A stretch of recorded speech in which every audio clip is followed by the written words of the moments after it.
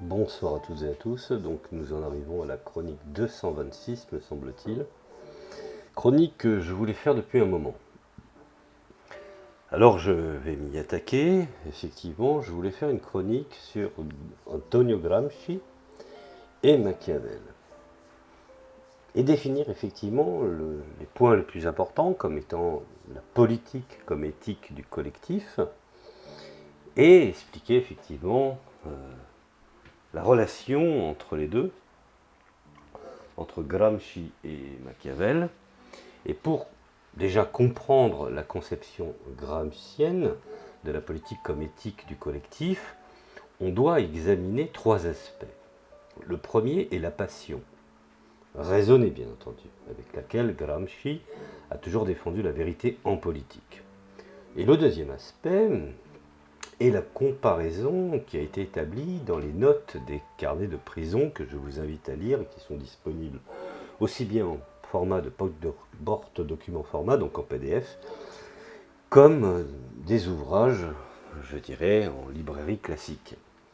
Alors, bien entendu, quand on parle des notes des carnets de prison, entre philosophie de la praxis et machiavélisme, je définirai un troisième point qui est son dialogue, entre guillemets provisoire, avec Kant, de l'impératif catégorique dans le cadre d'une intéressante discussion sur l'irréalisme et le relativisme éthique. Alors jeune homme, Antonio Gramsci avait écrit avec une grande ferveur morale que la vérité doit toujours être respectée, quelles que soient les conséquences, qu'elles soient même, comme sa fameuse maxime, dites la vérité même si c'est contre vous, et quelles que soient les conséquences qu'un tel, je dirais, respect peut entraîner. La recherche de la vérité et l'aspiration à la vérité dans l'activité politique sont conformes à l'explication de ses propres convictions. Et celles-ci doivent trouver dans leur propre logique la justification des actes que l'homme de conviction, bien entendu, croit nécessaire d'accomplir.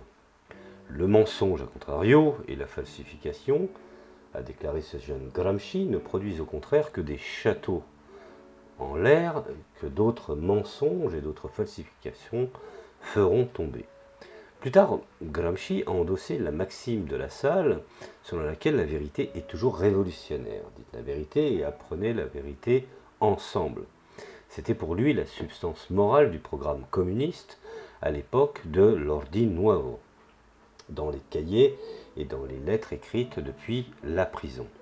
Il répéta et sans cesse que dire la vérité est inhérente à la politique authentique, la tactique de toute politique révolutionnaire.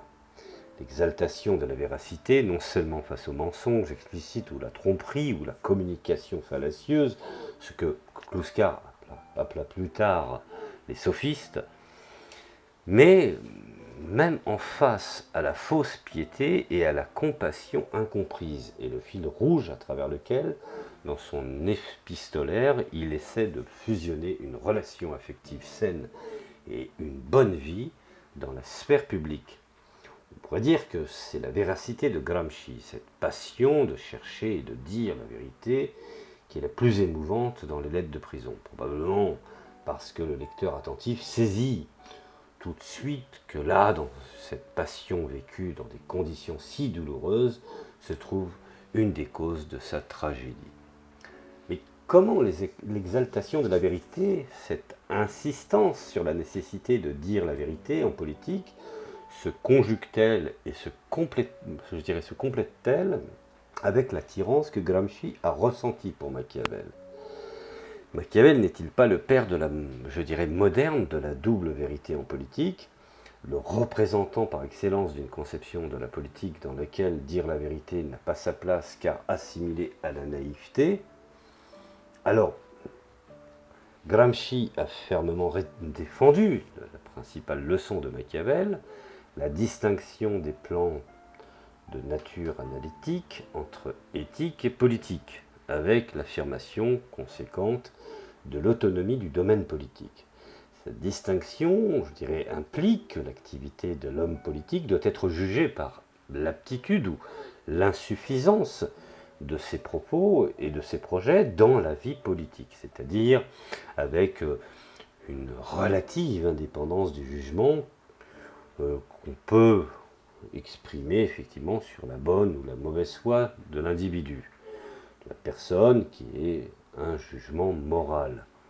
Cette distinction est fondamentale pour le philosophe politique et pour la manière laïque de faire de la politique, bien qu'elle se heurte encore aujourd'hui à d'importantes réticences dans les démocraties réellement existantes.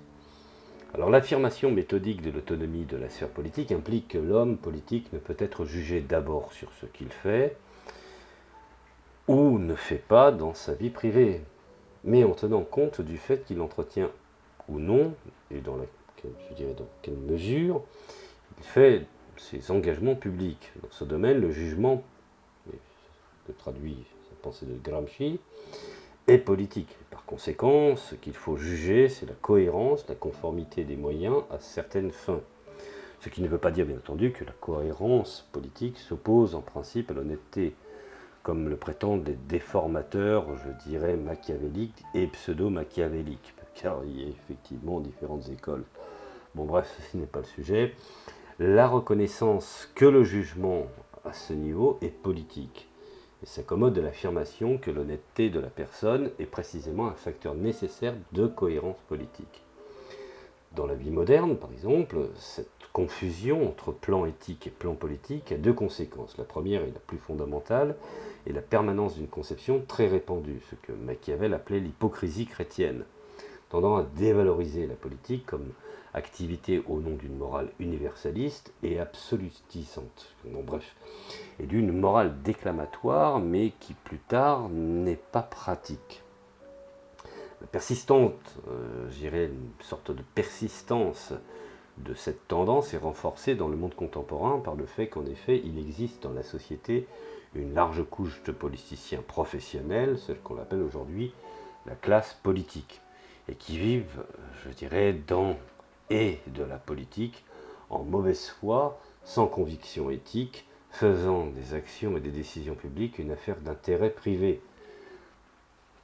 Alors, là où se trouve, je dirais, la corruption, et cela conduit à l'identification vulgaire de la politique, au mensonge, souvent malheureusement assimilé dans les classes populaires ayant subi pendant des décennies des politiques au pouvoir, comme étant assimilé au mensonge, à la tromperie, au double langage, au faux machiavélisme, et Gramsci rejette cette identification répandue et rappelle une vieille blague juive à ce sujet. Alors je cite, « Où vas-tu » Isaac demande à Benjamin. « À Cracovie, répond Benjamin. « Quel menteur tu es. Vous dites que vous allez à Cracovie, alors pour que je croie que vous allez à Lemberg. Alors que je sais très bien que vous allez à Cracovie. Quel besoin y a-t-il de mentir ?» D'où il déduit d'abord qu'à propos de la politique comme praxis, il est possible de parler de réserve, entre guillemets, je dirais de prudence classique, mais non de mensonge dans un sens mesquin. Et deuxièmement, que dire la vérité au sens d'être véridique est précisément une nécessité lorsqu'il s'agit d'une politique alternative à la politique, c'est-à-dire une activité politique qui prend en compte et priorise les sentiments et les croyances, par exemple, des femmes. Il y a encore un autre aspect important à considérer dans la réflexion de Gramsci, à savoir que c'est précisément l'expansion de celle-ci avec fusion des plans entre ceux d'en bas qui accompagnent et facilitent toujours la généralisation et la manipulation du sentiment qui provoque bien entendu la corruption politique dans la soi-disant opinion publique, la conduisant vers le déni et la liquidation générique de la politique en tant que telle. L'oscillation entre faire de la politique sans conviction éthique et la manipulation moralisatrice de l'opinion publique contre toute politique est pour Gramsci la conséquence ultime du primitivisme. Vous voyez, un petit peu comme aujourd'hui on fait appel à l'hystérie du sentiment pour manipuler les masses et non pas la raison. On pourrait qualifier du caractère très élémentaire d'une culture qui ne se distingue pas encore clairement entre les plans éthiques et les plans politiques. Autrement dit, la tradition sociale communiste, la philosophie de la praxis ou le matérialisme historique, dans aucune de ces versions, n'ont plus été complètement, je dirais, libérés de cette confusion de plans entre éthique et politique.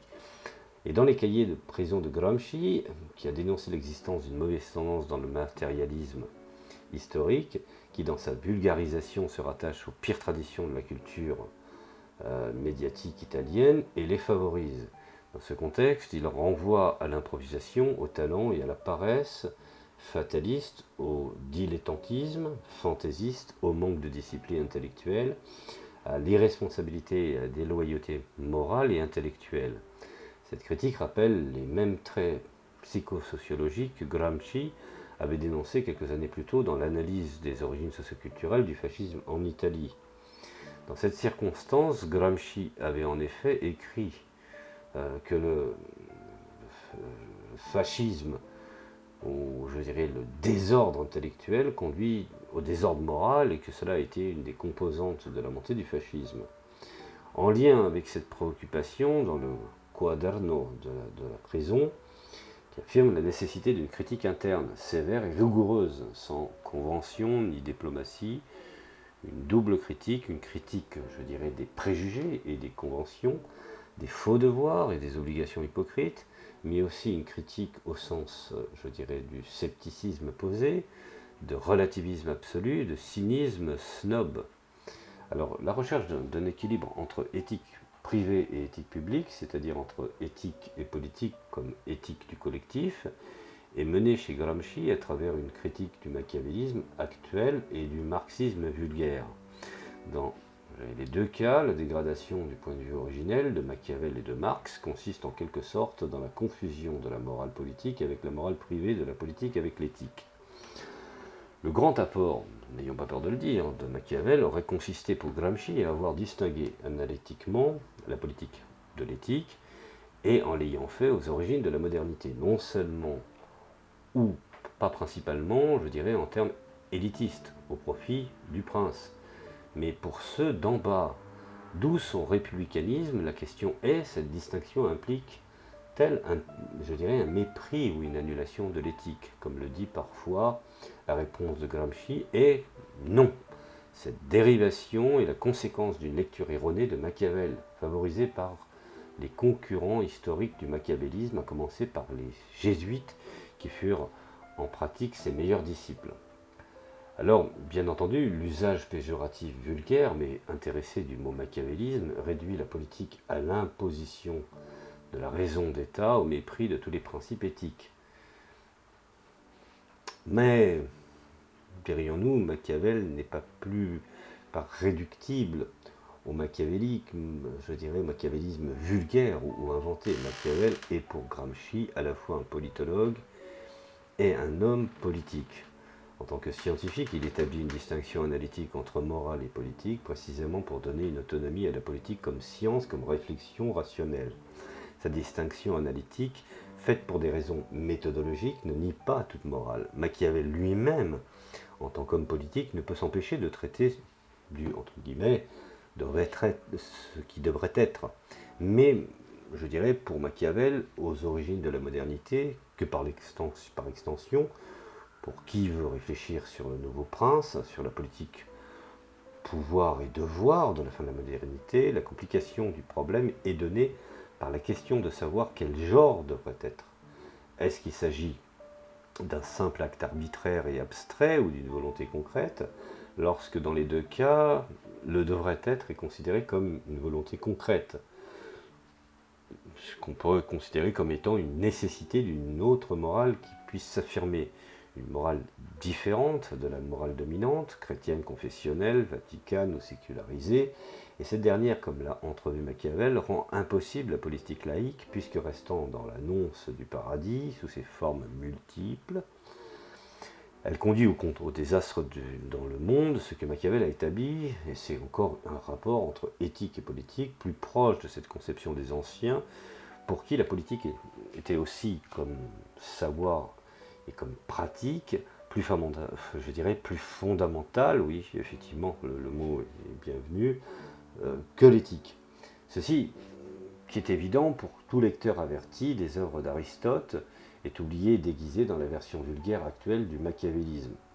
Alors, de la même manière que la distinction analytique et machiavélique entre éthique et politique, avec ce que je pourrais dire entre guillemets ayant pour conséquence la dénonciation d'une éthique concrète, historiquement déterminée, qui ne permet pas à la politique de se développer comme une éthique publique, et qui a fini par donner naissance, fermez les guillemets, à une version vulgaire du machiavélisme, ainsi que la dénonciation marxiste des troubles standards, qu'on pourrait qualifier de bourgeois, des faux devoirs et obligations hypocrites, avec la proposition, je dirais, conséquente d'une politique révolutionnaire, voire même d'une éthique publique et laïque, et n'a pu éviter la confusion. Ainsi est née d'une part la politisation, la petite politique, qui glisse du déni de l'universalité des valeurs vers le scepticisme éthique absolu, et d'autre part la politisation des anciennes valeurs traditionnelles dans le cadre du parti politique lui-même, et qui tend finalement à placer les amis politiques au-delà de la justice, et cette dernière dérivation est pour Gramsci ce qui caractérise les sectes, les mafias dans lesquelles le particulier amitié et fraternité typique de la sphère privée est élevé à l'universel. Il n'y a pas de distinction entre le plan de la morale individuelle et le plan de la morale, puisque la tâche politique entre éthique et politique. Et finalement, au fond, cette partie de réflexion de Gramsci sur l'éthique et la politique est toujours très intéressante et très actuelle. On peut en extirper effectivement certaines analyses de ce que nous voyons aujourd'hui d'une façon plus grossière, et pour plusieurs raisons. Du point de vue historiographique, en raison de ce qu'il a de la récupération de Machiavel, d'affirmation du caractère révolutionnaire du machiavélisme, authentique bien entendu, devant ses critiques intéressées, et du point de vue de la théorie politique, car elle contribue, ma foi, à élever la découverte principale de Machiavel au sens commun, je dirais le sens éclairé, qui nous permettra de, effectivement, proprement dit, de parler d'une culture politique nationale populaire à la hauteur des temps. Et du point de vue de l'évolution historique des marxistes, car elle conduit à une extension radicale du concept machiavélique du rapport entre éthique et politique, puisque n'oublions pas la radicalité de Marx à l'idée d'un prince moderne qui n'est plus individu singulier, mais organisation collective, et qui doit savoir distinguer analytiquement entre éthique et politique en son sein, mais il y a plus, je dirais, cette partie de la réflexion gramscienne fondée sur la comparaison entre machiavélisme et marxisme permet de réfléchir avec profit à l'un des grands enjeux de la vie publique contemporaine, et celui du rapport entre politique et crime. Alors nous en arrivons effectivement à l'attrait ressenti par le communautarisme traditionnel des mafias, des sectes, des religions, des organisations fermées qui divisent effectivement l'unité du peuple en période de crise, d'identité culturelle, du recouvrement du soi et collectif ou de crise politique bien connue. On en parle aujourd'hui de la mort du politique. Et cette attirance s'accommode, voire même s'accompagne de la tendance, notamment dans un cas de corruption politique, à mettre les siens, à jouer les rivalités, à faire finalement au fond de ce que font les États-Unis aujourd'hui, du lobbying reconnu. Les amis politiques de son propre parti, de sa propre race, de sa propre idéologie, de sa propre religion. Au-delà de la justice raisonnable, comme définissait Platon sur ce qu'on pourrait appeler la République, où il parlait effectivement de l'intérêt commun, exigeant à plusieurs reprises qu'il soit traité de la sphère publique comme nous le traitons en famille. Cette attirance et cette tendance rapprochent le moralisme atavique qui nie juridiction à la justice des hommes lorsqu'il s'agit de la nôtre, et le sectarisme mafieux ou religieux moderne qui ramène le jugement des politiciens sur des crimes publics à la coopération intéressée sur la moralité privée des individus. Je dirais une moralité de la nôtre qui est hors de doute et au-dessus des tribunaux qui décident, dont, dit-on souvent, dans de tels cas, soyons honnêtes. Alors il est intéressant de souligner que dans tant d'autres dialogues, et surtout dans cette, je dirais, interprétation, et de parler avec Machiavel, que dans son dialogue avec Kant, Gramsci, sur le rapport entre éthique et politique, il retrouve dans le matérialisme historique de Marx, une fois libéré de ces interprétations vulgaires, le fil qui conduit l'affirmation de la supériorité de la conception des anciens sur ce point, la priorisation des vertus propres à la sphère de la police, la priorisation des vertus politiques. L'être humain reste ce qu'on appelle une zone politikon, donc un animal politique, mais le primitif moderne ne le sait pas toujours. Et donc, effectivement, lui, cela a tendance à lui rappeler, donc à Machiavel, que Gramsci entend aussi, je dirais, organiser pour qu'il puisse mener à bien sa propre réforme morale et intellectuelle. C'est pourquoi il fonde la morale supérieure de la morale sans plus, qui serait, je dirais pour lui, la recherche socratique du savoir critique, le dépassement de l'ignorance, l'ascèse de la moralité et du désordre intellectuel qui nous pousse effectivement à faire le mal, car la société contrôle plus l'individu par des critères effectivement fallacieux des sophistes, plutôt que d'aller vers une sorte d'honnêteté philosophique et intellectuelle. Voilà, je vous remercie de m'avoir écouté. Je tenais à faire cette explication qui me tient à cœur entre Gramsci et Machiavel, qui sont deux grands, qui sont également mes références. Et je vous dis à la prochaine chronique. Merci à vous.